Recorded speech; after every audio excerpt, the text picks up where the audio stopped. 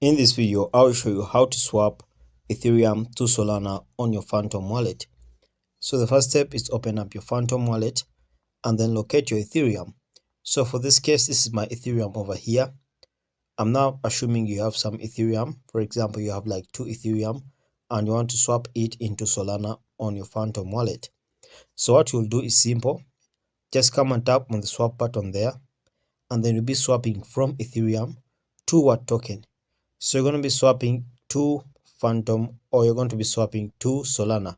So come and tap here on add or select token, and then come on Solana over there. Okay, and then you have to look for Solana, but if you don't see, just come and tap over here. Okay, and then you'll be able to look for Solana from this list. If you still don't see it, just come and tap on Polygon over here, and then you'll be able to see Solana over there.